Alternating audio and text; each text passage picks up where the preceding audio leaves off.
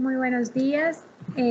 Hoy les queremos compartir este video como evidencia de la actividad número 10 para la materia de finanzas públicas para la Universidad Uniminuto.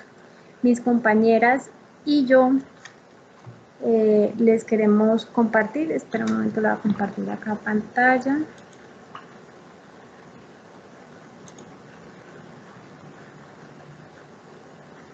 Mis compañeras María Cristina Abril, Lidia Vanessa Mendoza y Leida Estefanía Cala estamos a cargo de esta actividad. Vamos a comenzar hablando sobre el sistema MESI. El sistema MESI es un sistema, un modelo estándar de control interno que es proporcionado a las entidades del Estado como una estructura para el control de la estrategia, la gestión y la evaluación, cuyo propósito es orientar a las entidades del Estado hacia el cumplimiento de sus objetivos institucionales y a la contribución de estos fines esenciales del Estado. El sistema MESI está planteado de tal manera que cada una de las partes que lo integran tiene una característica singular y necesaria para el funcionamiento del mismo. El sistema MESI nace a partir del decreto 1599 del 2005.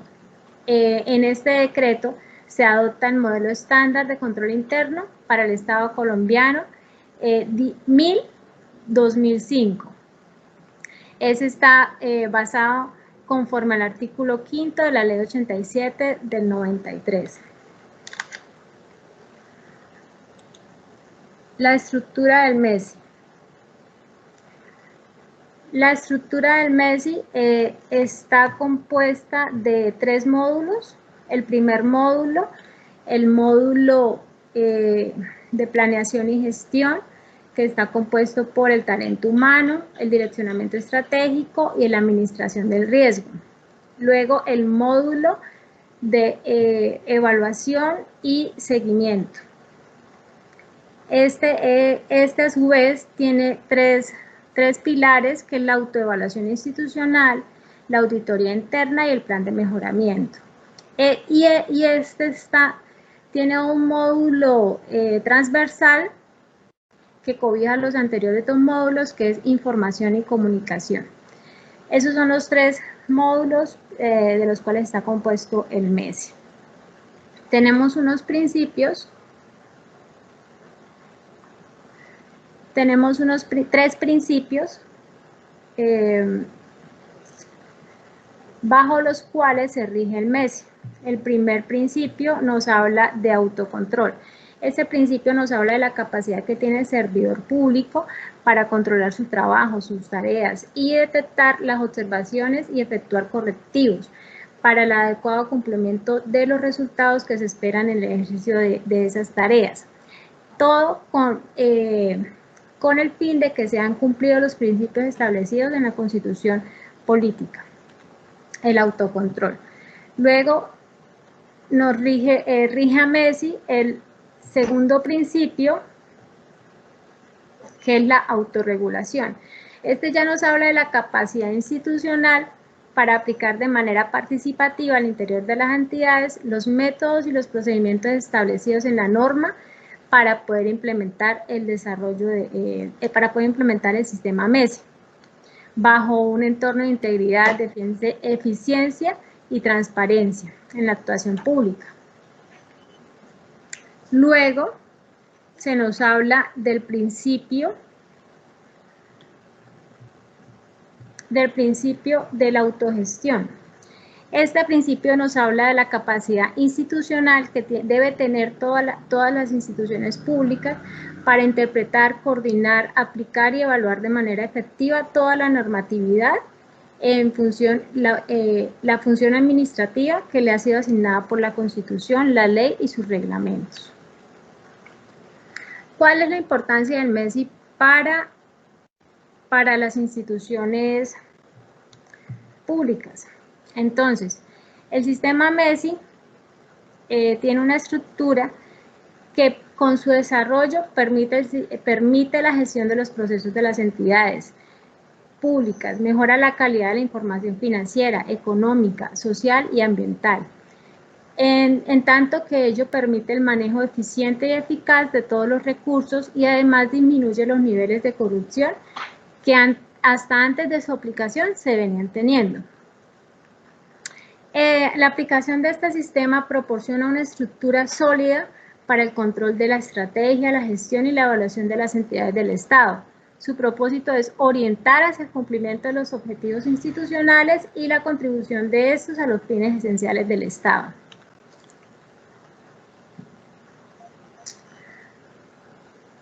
Luego, bueno, nos hablan, dentro de todos estos módulos, en el segundo módulo de evaluación, tenemos el plan de mejoramiento. El plan de mejoramiento es el conjunto de acciones correctivas o preventivas que se debe adelantar en la entidad en un periodo determinado para subsanar y corregir las causas que dieron origen a los hallazgos. Para aplicar este proceso hay tres tipos de procesos. Entonces, en el plan de mejoramiento nos hablan que un proceso es que se llama igual por procesos, es donde se recogen las observaciones y recomendaciones generadas en el desarrollo de las auditorías internas y aquellas realizadas por parte del órgano de control fiscal, ambos orientados específicamente hacia la gestión de los procesos y proyectos que pueden afectar el desempeño institucional. Luego nos hablan que por tipo institucional. Entonces, por tipo institucional es donde nos hablan de que este puede recoger en un solo formato los planes por proceso producto de las auditorías internas y aquellas producto de las auditorías de los organismos de los entes de control, con el fin de que este formato facilite el seguimiento de todo el plan de mejoramiento. Luego nos habla del proceso individual, que es donde se desarrollan los aspectos específicos relacionados con la evaluación y mejora de los servidores públicos en todos los niveles de la organización. Este plan de mejoramiento debe tener 4 pasos. Se construye de la siguiente forma. A partir del círculo naranja, que es donde se identifica el problema. Luego con el círculo verde, donde se definen las causas del problema. Luego en el morado, donde se priorizan causas. Y luego, por último, se definen las acciones a ejecutar y las metas y evidencias. Bueno, tenemos el rol del auditor en las entidades públicas. Entonces, el auditor cumple diferentes roles. Vemos que cumple relación con los entes internos, también el rol de acompañamiento y asesoría, el rol de evaluación y seguimiento, el rol de la administración del riesgo y el fomento de la cultura y el control. Entonces, el profesional que realice la tarea de la auditoría en entidades estatales, fuera de conocer las funciones de control interno, debe tener conocimientos de herramientas de gestión, control estadístico de los procesos, debe tener la característica de trabajar en equipo, se deben hacer lluvias de ideas, planificación, administración, se debe estar al tanto de la normativa legal, financiera, contable y de los sistemas de información, así como de todos los lineamientos sobre seguridad de la información y la política de gobierno digital.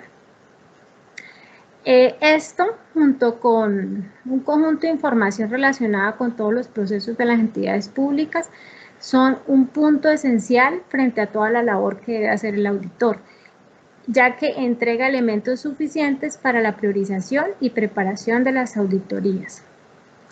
Todo esto debe estar cobijado bajo los principios de integridad, de objetividad, de confidencialidad, competencia y las reglas de conducta. Listo, hasta acá mi presentación, les dejo con mi compañera. Bueno, Yo les voy a hablar del presupuesto ciudadano. Sí,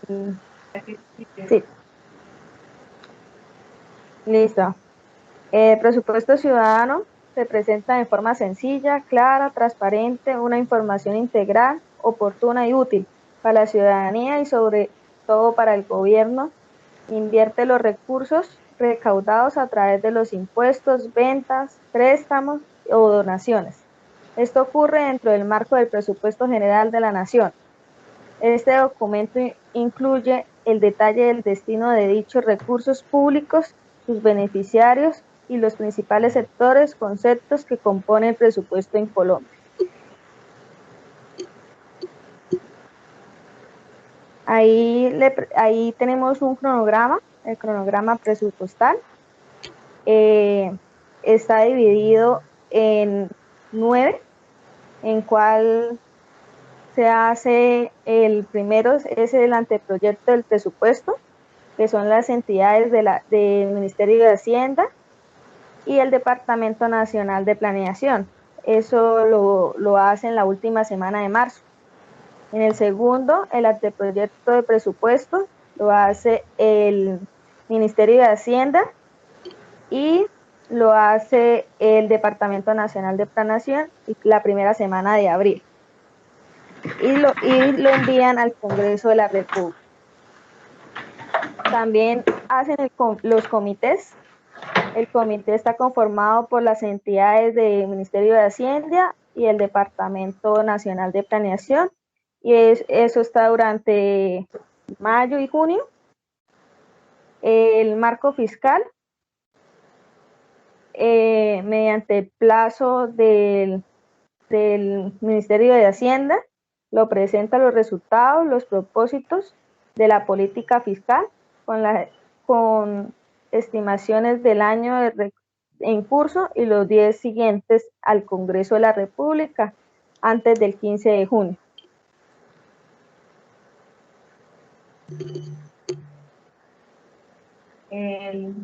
Lo siguiente es el marco de gasto de mediano plazo.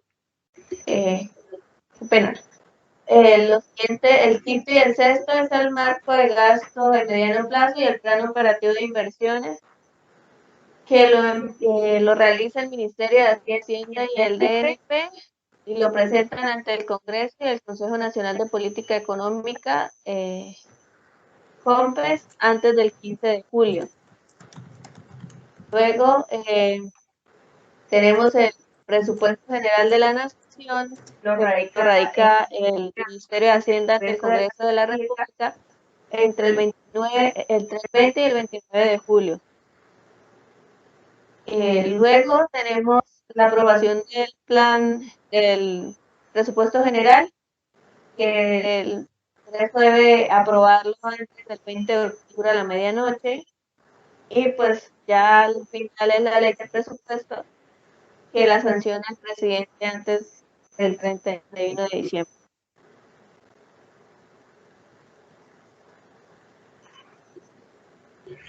La ley anual del presupuesto general de la nación se compone en 3: el presupuesto de renta y recursos de capital, presupuesto de gastos y las disposiciones generales. El presupuesto de renta y recursos de capital, pues los componen los ingresos corrientes, los recursos de capital y los fondos especiales. Los ingresos corrientes se encuentran rentas para fiscales, y entre los recursos de capital y los fondos especiales, los ingresos de establecimientos públicos. En el presupuesto de gastos, los fundamentos se dividen en 2: gastos de personal y adquisición de bienes y servicios. Los gastos de personal, pues se encuentran las transferencias corrientes y de capital adquiridos en activos financieros, y en la adquisición de bienes y servicios se encuentran los gastos de comercialización y distribución de pasivos. En servicio de deudas se encuentra el principal, los intereses, las comisiones y los fondos de contingencia. Y la inversión están los programas, los subprogramas y los proyectos.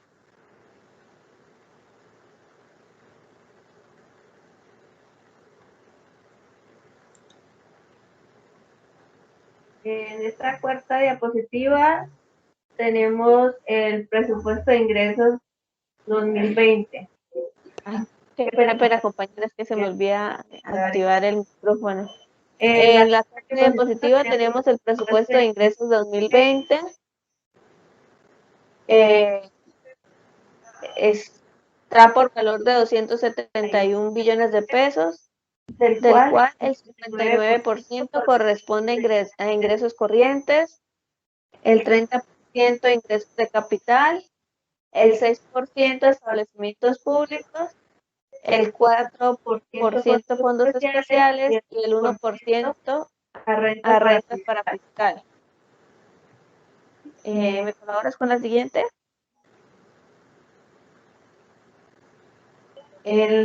Tenemos el puesto de gastos,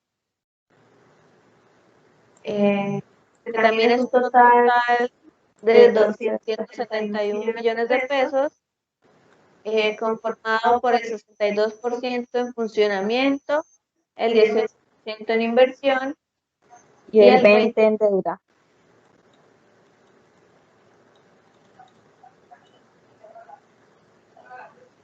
Lo siguiente es el presupuesto por sectores.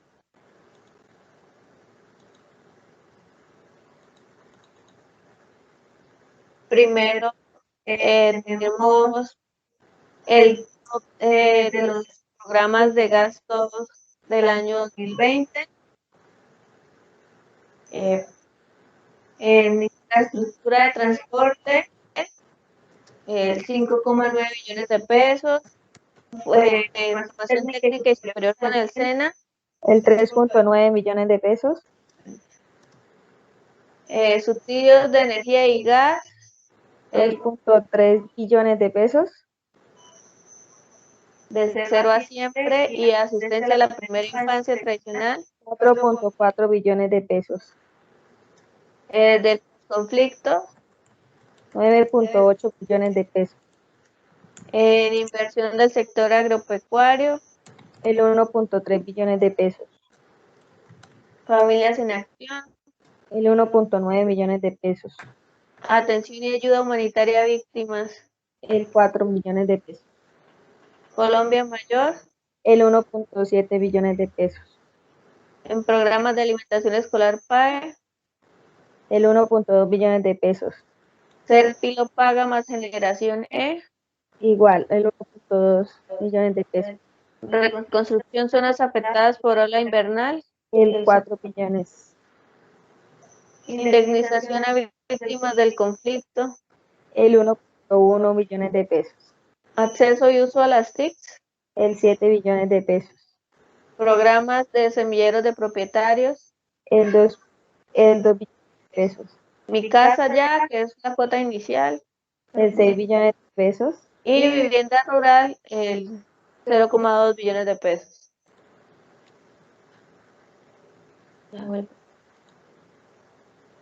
En esta diapositiva tenemos el presupuesto de gastos por sectores.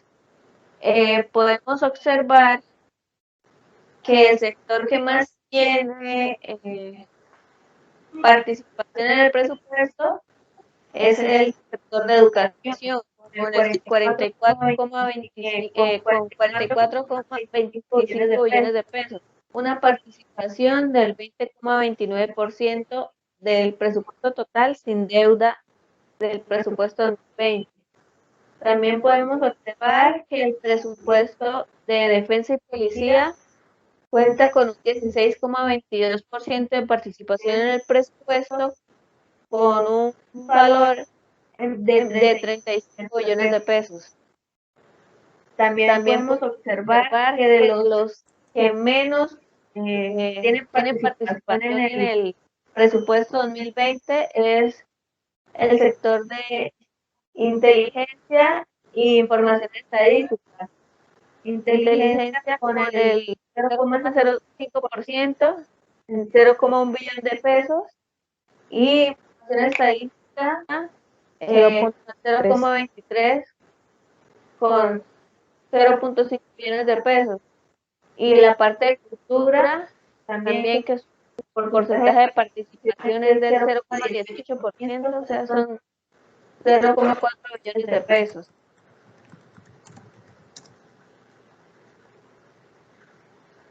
Para un total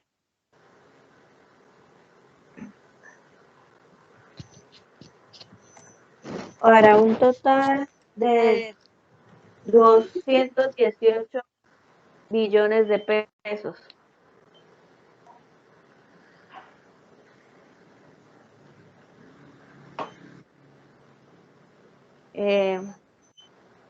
Continuamos con los sectores del Sistema General de Participación, que con las transferencias de recursos del Gobierno Nacional a los municipios. En el Sistema General de Participación encontramos el sector de educación, agua potable y saneamiento básico, salud, asignaciones especiales y propósito general, que en él encontramos libre inversión, libre destinación, deporte, cultura. En el sector de educación, con un presupuesto de 25,7 billones de pesos, podemos observar que 7,9 millones de estudiantes del sector oficial con servicio educativo gratuito y con calidad tiene una aproximación del 2,53 millones anuales por alumno. Con este dinero de educación también se paga los salarios y prima de servicios a más de 360,000 docentes y directivos docentes.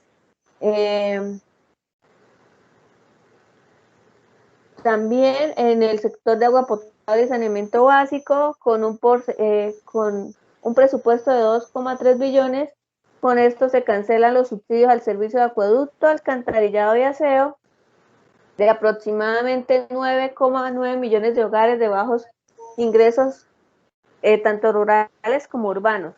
En el sector de salud, con un presupuesto de 10,3 billones, con este presupuesto se atiende atención con subsidios a la demanda de servicios de salud y acciones de salud pública y prestación de servicios de salud no cubiertos con los subsidios para la demanda y oferta.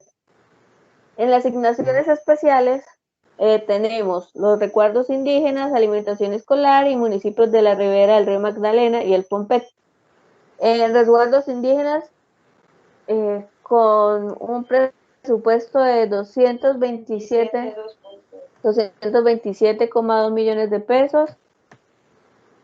Alimentación escolar, 219,000 millones de pesos. En municipios de la Ribera del Río Magdalena, 35,000 millones de pesos. Y el Pompet, 297,000 millones de pesos. Y en el propósito general, con un presupuesto de 4,9 billones, con esto se debe financiar la prestación de los servicios públicos que demande la entidad territorial, pues según las competencias asignadas en los diferentes sectores de inversión. Propósito general financia alrededor de 17 sectores.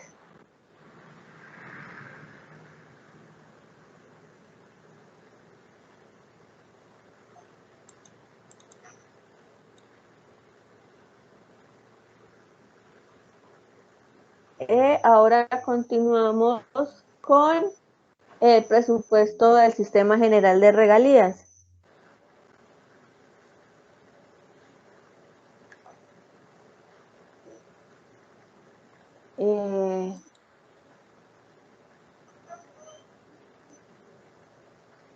Espérame, compañero, un segundo.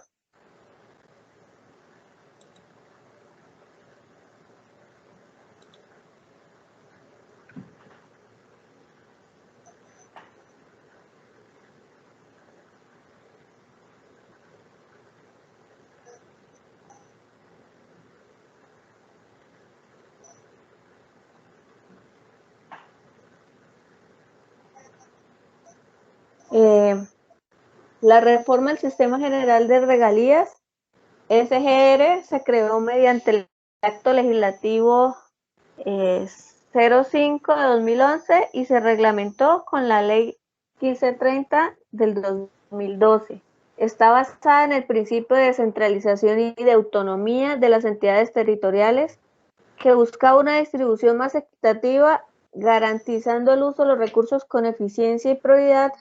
Para ello se crearon nuevos fondos y órganos, con el fin de aportar la transparencia y el uso efectivo de los recursos de regalías. Dentro de los fondos podemos encontrar el Fondo de Ciencia, Tecnología e Innovación, el Fondo de Desarrollo Regional, Fondo de Compensación Regional, el Fondo de Ahorro y Estabilización, Fondo de Ahorro Pensional Territorial, que es el FONPET, la Comisión Rectora y los OCAT, que son los órganos colegiados de administración y decisión.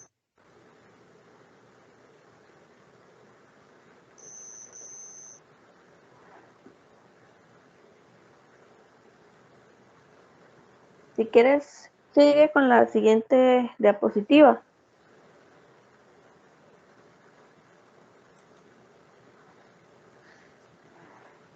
Entonces vamos a hablar de el presupuesto general de regalías que está para el bienio 2019-2020, que está arreglado en la ley 1942 de 2018, por la cual se decreta el presupuesto del Sistema General de Regalías para el bienio del 1 de enero de 2019 al 31 de diciembre de 2020. Lo primero que encontramos es el presupuesto de ingresos del Sistema General de Regalías. Un total de 18.564 millones de pesos, que están divididos en los recursos que ingresan por hidrocarburos, que es un total de 15.275 millones, y minería, con un total de ingresos de 3.288 millones de pesos, para un total de 18.564 millones de pesos.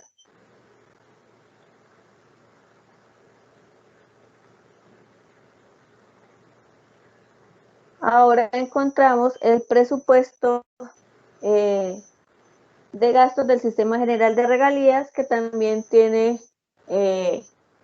un valor total de 18.564.594 millones de pesos. Espérame, compañera, no me la pases.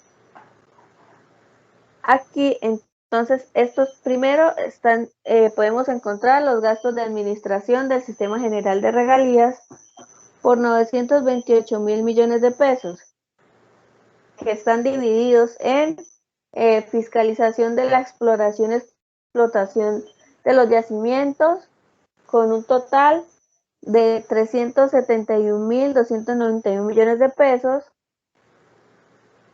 Todo esto lo maneja el Ministerio de Minas y Energía.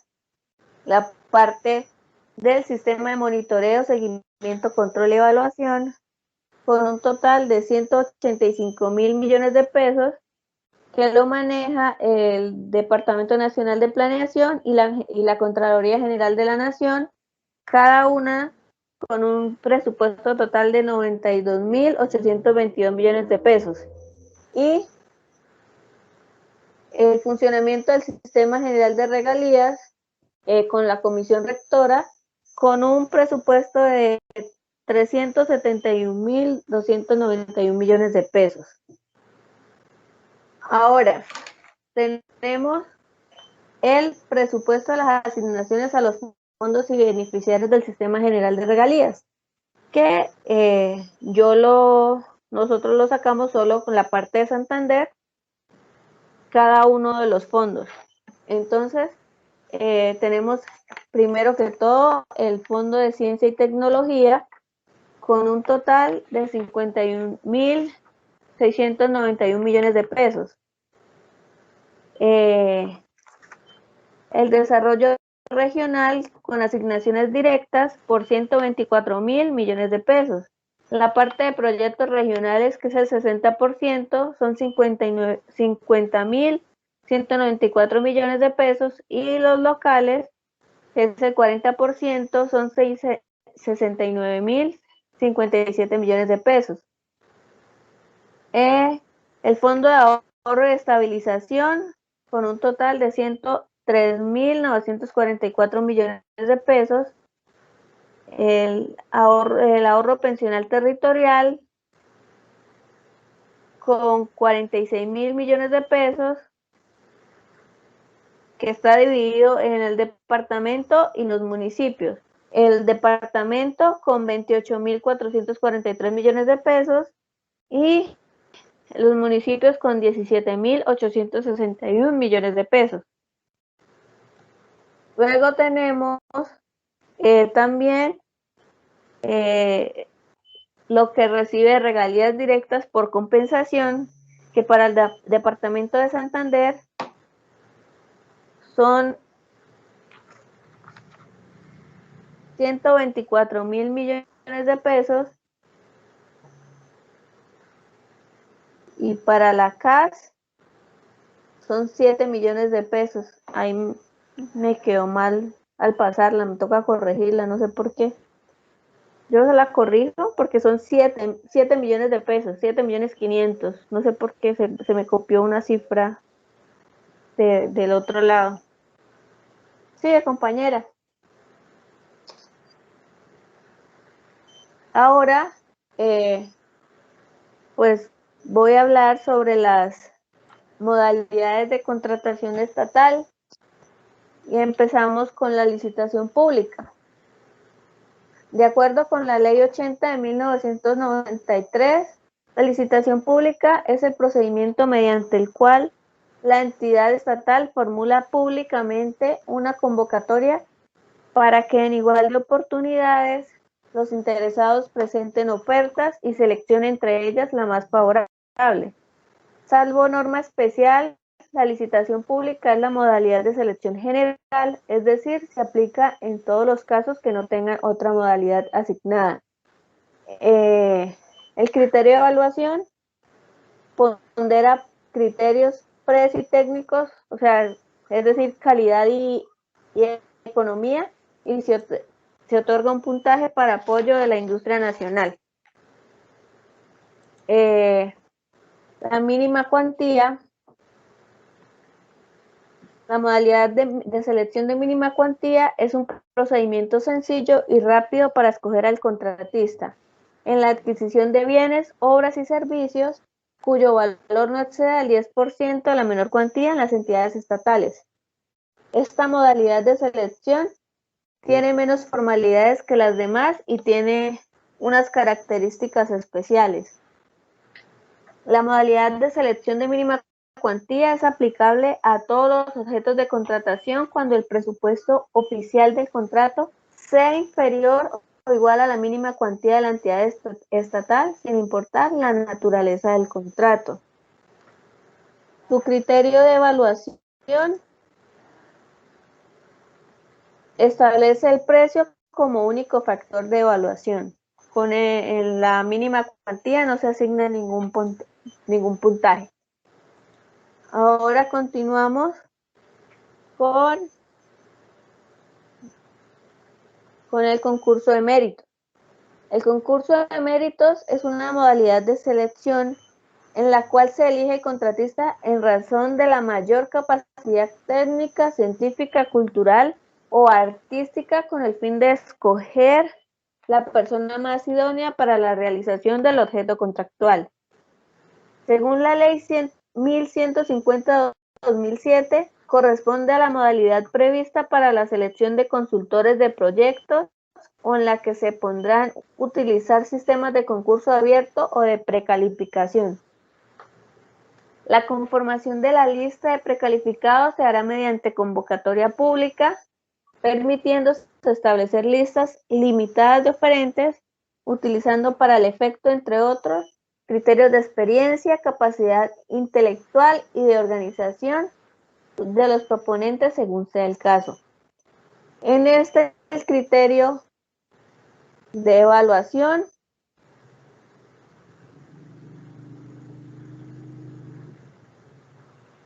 En esta modalidad de selección, en ningún caso se tendrá el precio como factor de escogencia del contratista. En esta modalidad, los factores de evaluación son aspectos de experiencia y de calidad del contratista.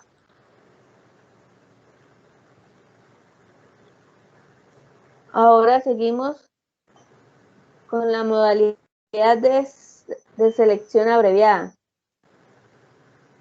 La selección abreviada, según la ley 1150/2007, se adelantarán los casos que las características del objeto a contratar, las circunstancias de la contratación o la cuantía o destinación del bien, obra o servicio permitan un proceso simplificado, garantizado siempre la selección objetiva del contratista.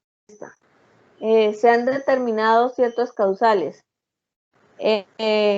La adquisición o suministro de bienes y servicios de características técnicas uniformes y de común utilización por parte de las entidades, la contratación de menor cuantía, la celebración de contratos para la prestación de servicios de salud, la contratación cuyo proceso de licitación pública se haya declarado desierto, la enajenación de los bienes del Estado, productos de origen o destinación agropecuario, y los actos y contratos que tengan por objeto directo las actividades comerciales e industriales propias de las empresas industriales, comerciales estatales y de las sociedades de economía mixta.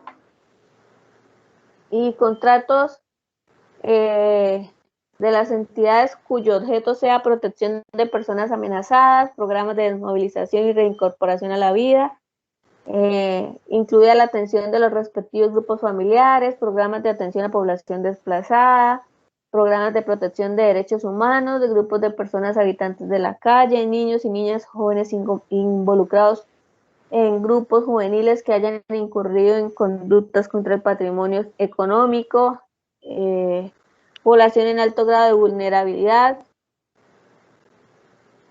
contratos también de resocialización y preparación para el trabajo, y contratación de bienes y servicios que se requieran para la defensa y seguridad nacional.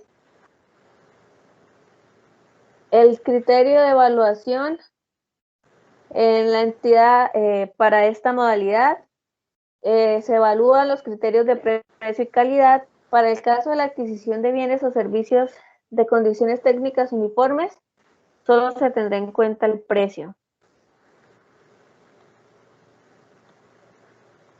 Y la contratación directa es la siguiente modalidad.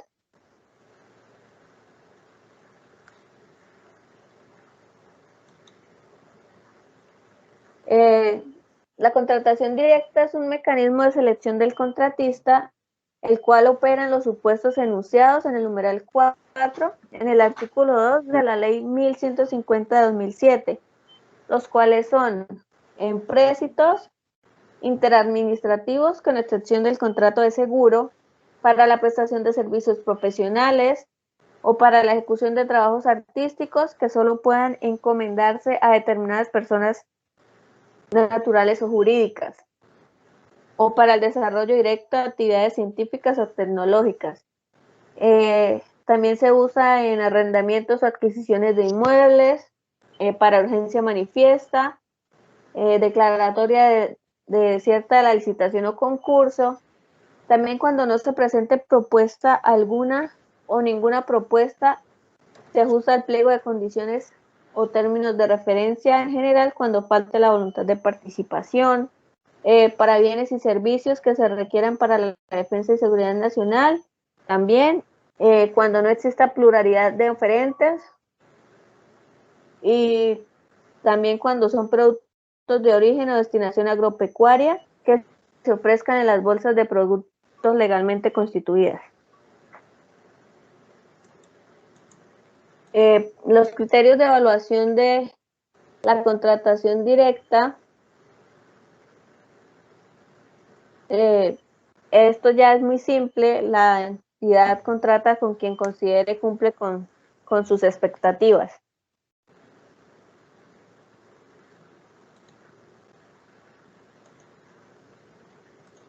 ahora, pues, esos son como los temas principales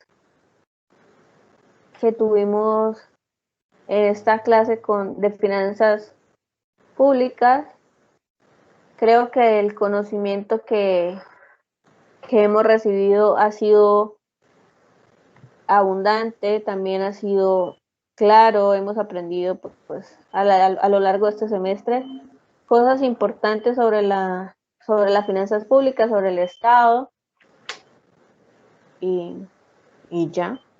Y le damos paso a la compañera María Cristina para complementar el video. Ahora aquí tenemos las que son las partes de la reserva de actuación.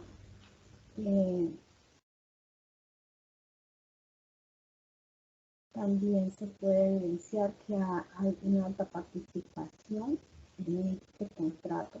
El contrato está, este es el número de participantes y esta es la cantidad del valor de los contratos.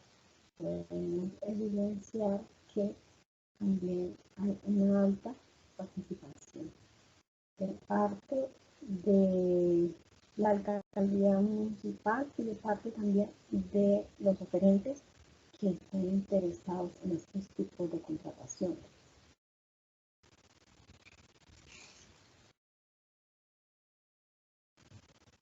¿Sí? Tenemos acá un mapa. Este mapa es referente a la corrupción. Dice dependencia responsables de las acciones de mitigación. Aquí hay una parte donde dice cumplimiento de acciones preventivas con corte de septiembre del 2019. ¿Sí? Estas son las acciones preventivas y su total son 67 acciones preventivas.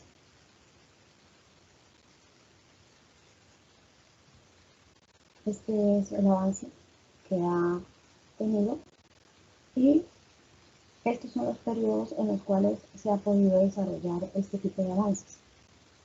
Podemos ver que hasta el 66%, ¿sí?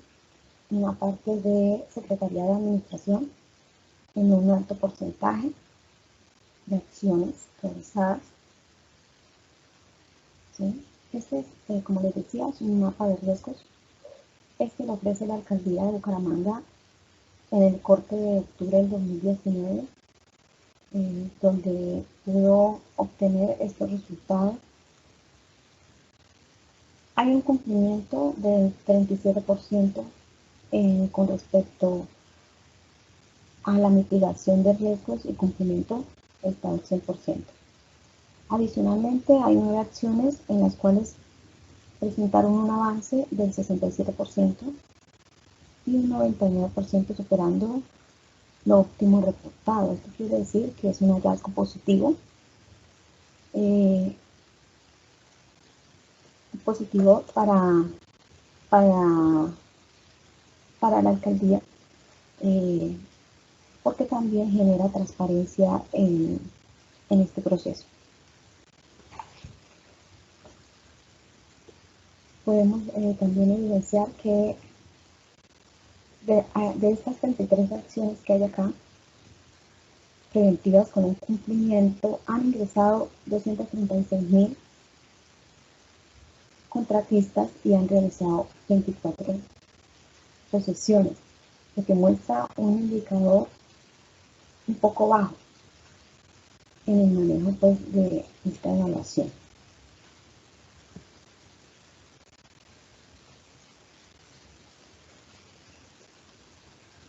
Entonces podemos acá ver lo que les decía, que hay un informe priorizado del Estado en control interno, ¿sí? Que está tomado de esta fecha de noviembre a diciembre del 2019 y que fue elaborado en junio del 2020. La información es tomada, como les dije, de la página www.bucaramanga.gov.co, informe de evaluación y seguimiento. Tenemos acá la corrupción, mapa de riesgo de corrupción. ¿Sí? Podemos evidenciar que hay un hallazgo. Se puede ver en el cuadro que hay un cumplimiento de 27 acciones, de las cuales las 30 dadas que en el primer cuatrimestre presentaron cumplimiento por debajo del 50%, ¿sí? Para este periodo disminuyó a 8 acciones, lo que indica que las 19 acciones superaron el 50% del cumplimiento. ¿Sí? Esto está entre el 51 y el 100% del cumplimiento. Hay 22 acciones a las cuales en su mayoría se encuentran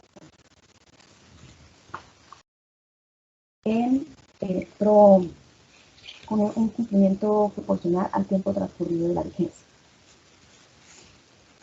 Entonces acá podemos ver que está el cuadro de los procesos, ¿sí?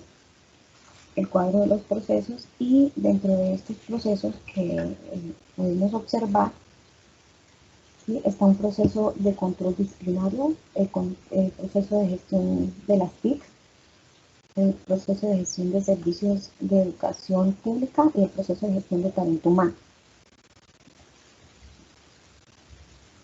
Está el proceso de gestión jurídica, el proceso de seguridad y salud en el trabajo, procesos de protección y convivencia ciudadana. Sí, también está el de gestión de la comunicación y gestión de finanzas públicas. Acá está el total de acciones que se deben realizar, ¿sí? Y acá está la forma de cumplimiento. Entonces, como pudimos evidenciar, para el mes de abril, ya la parte de la educación había cumplido el 9%, 9 acciones del total de 9. 5 acciones en agosto, ¿sí? Y 3 en agosto también. Listo.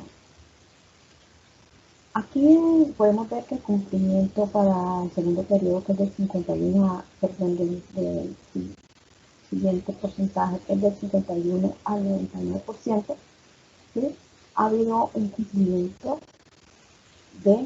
muy bajo, de 18%, o de 18 acciones cumplidas. Aquí tenemos que hay solamente 4 acciones cumplidas al 100%. De resto, todas estas otras acciones de cumplimiento no se encuentran en su totalidad cumplida. Sí, aquí está un cuadrito, un gráfico donde podemos